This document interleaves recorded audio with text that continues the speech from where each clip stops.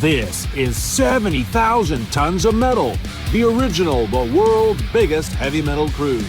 60 bands, 4 days, 1 cruise ship, only 3,000 tickets. It's like having an all-access backstage pass. January 29th to February 2nd, 2026.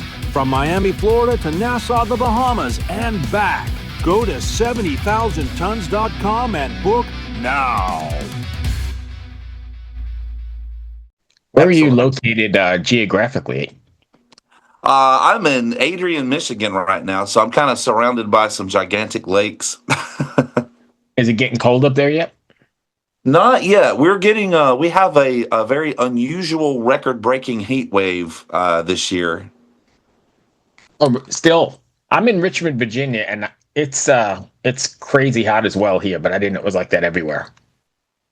Yeah, I mean it's still probably more bearable up here than it is, down south. I have some residents down in South Carolina, but that's in the upstate, and that's still not going to be as bad as, say, like Florida, the humidity in like Florida. Right.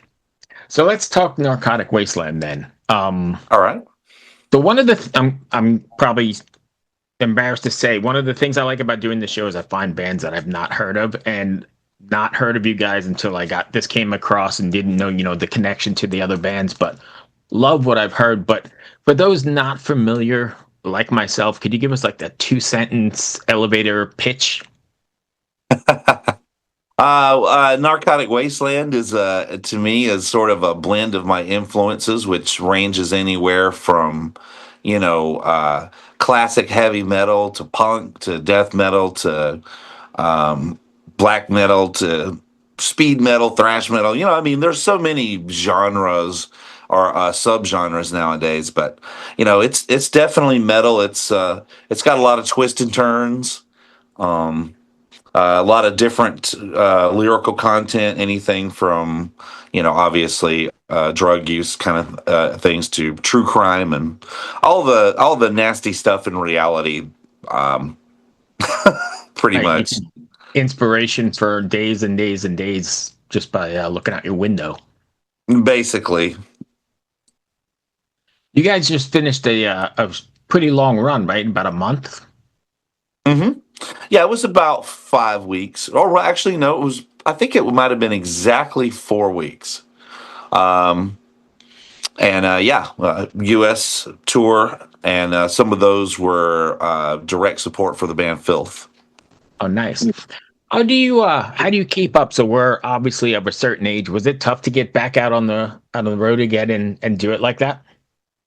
Not for me. I mean, rock and roll kind of keeps you young, and we did like a 6.5 week tour last year in the U.S. and Canada. And that was a lot of fun. It went really well. But I mean, the important thing is when you're out there, the thing that can be difficult to obtain sometimes is adequate sleep. Yeah. So luckily, we're able to get hotel rooms and stuff like that. And that really just helps out overall. And, the drives, we did have a couple of crazy long drives, but there weren't too many of those. And yeah, you just got to be smart. You can't be out there partying like a rock star. That's just, that it's not the 80s anymore, especially for me. Right. How does performing, Nile classics like Lash to the Slave Stick alongside Narcotic Wastelands, new material create a sort of dialogue between your past and present material? It's pretty interesting. There are noticeable some similarities there, just because it's me writing the riffs. But I think it flowed really nicely, and especially about halfway through the tour, everything seemed to blend together really well. We will play a couple of the Nile songs, and then we would end with one of the most popular Narcotic songs that we have, which is Introspective Nightmares.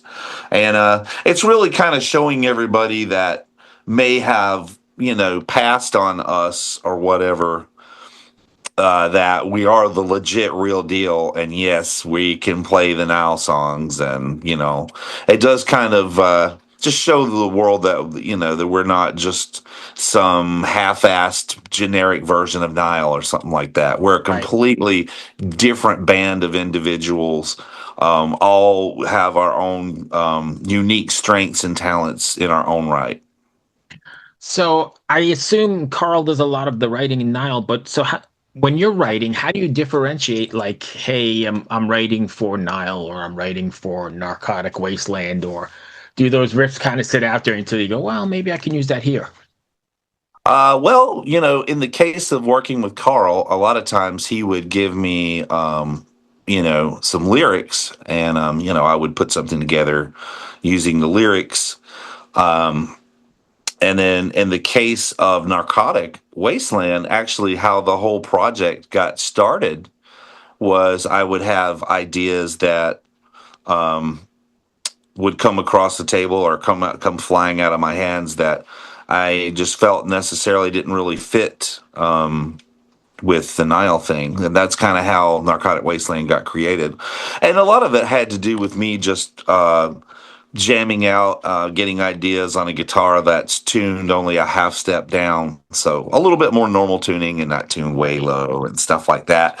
And I missed that sort of classic heavy metal sound, and that's what kind of started generating this these ideas for Narcotic Wasteland. And the first song that I ever wrote was actually called "The Widespread Narcotic Wasteland." It's on the debut album, and it just kept growing from there. And originally, I was going to just play all the instruments and maybe put out like a EP or something. And then by the time I wrote like the third song, I was like, it would be really cool to do this as a band.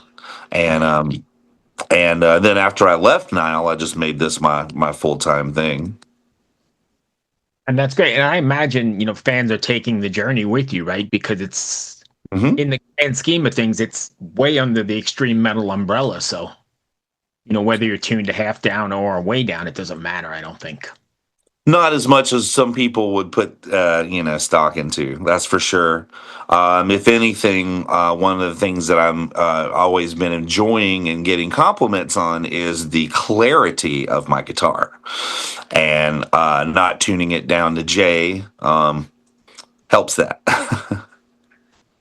How do you think technical death metal has evolved over the years? And are you guys bringing newer stuff to the table? um, yeah, there has been a lot of evolution.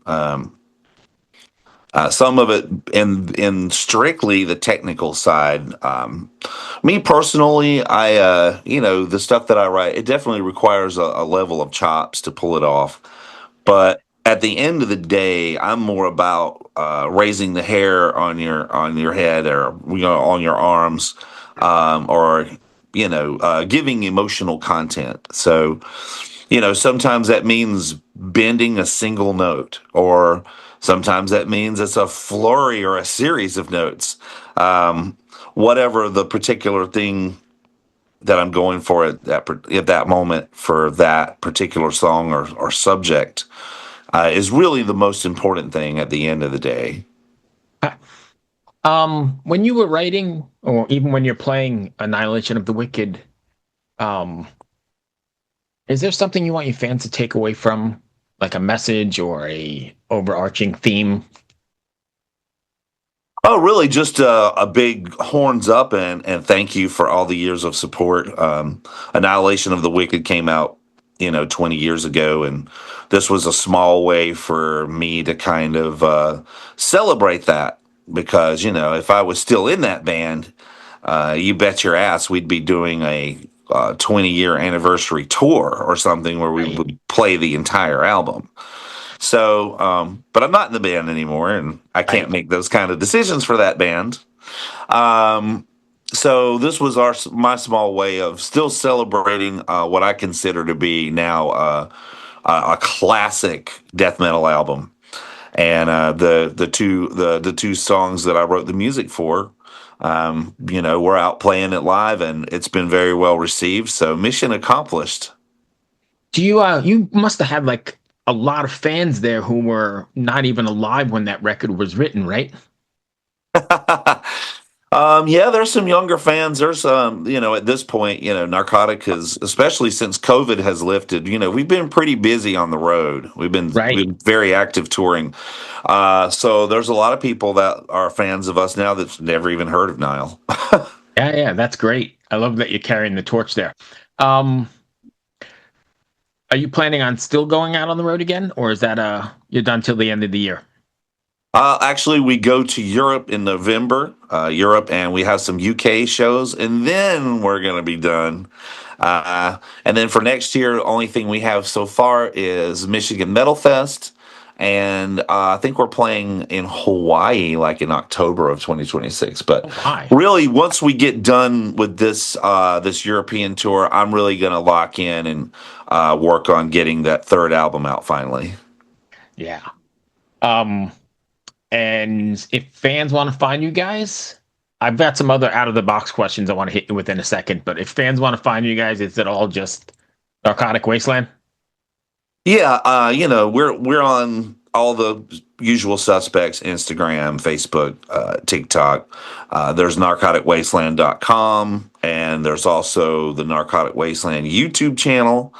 And there's definitely ways to check us out, and also if anybody's interested in any merchandise like shirts and stuff like that, you can go over to seasonofmist.com, and there's some items over there that anybody that might be interested in checking out, you can pick up over there. All right. Are you okay with a few out of the box questions? Sure. Still music related, still Narcotic Wasteland related, just not your typical.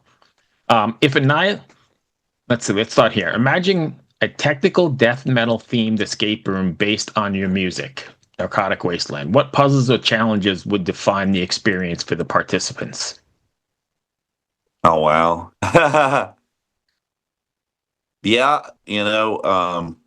that would be a tricky one, but I would definitely maybe include sex lies and DNA because of a couple of the things that it talks on. And anybody who's in that room knows anything about true crime, they might be able to find a clue or a solution to a puzzle by knowing exactly what the lyrics are referencing. It references a few things. It references Jeffrey Dahmer. It references the Murdoch cases down in South Carolina. There's like a lot of different things in there. So there would be something to pull from there. And That's kind of interesting. Sorry, go ahead. I'm trying to think of maybe another song, but yeah, go ahead. Go ahead. I was going to say that's kind of interesting because true crime is like massive. The tie-in with you guys is great.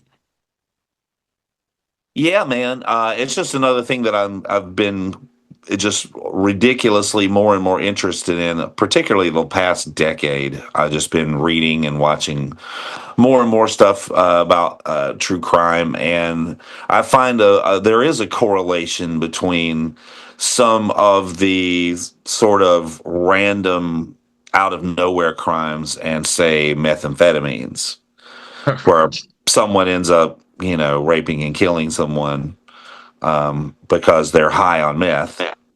And not necessarily because they're like a serial killer, but maybe that's the elixir that's bringing them to that level. That's, making them think that that's a good idea or whatever. So I wouldn't know because, I've never done anything like that. And I'm absolutely terrified of hard drugs.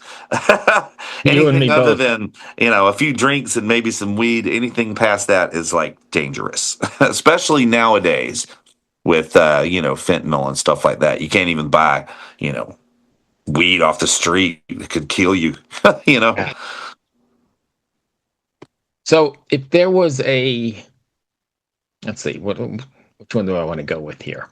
All right, let's go with this one here. If Annihilation of the Wicked was the mythological battlefield, what role would Narcotic Wasteland and its music play within that war? Hero, destroyer, or something in between? Um. Well, we have a song called "Barbarian," which is basically me talking about how I live by my own rules, and I don't need your your politics or your religious crap to give me a solid moral center. Um, I pretty much know what it takes to be a good person. So that in mind, in the scheme of Annihilation, I think we would just be the random like warrior that shows up and like does its thing and then gets the hell out. Fair enough. Lays waste and cuts out. Yeah, we save a few lives maybe, and maybe get a couple of kisses on the way out, and we're out. That brings me to the end of what I had. I hope that wasn't too out of the box or strange, but I just like to make it a little different. Oh, sure.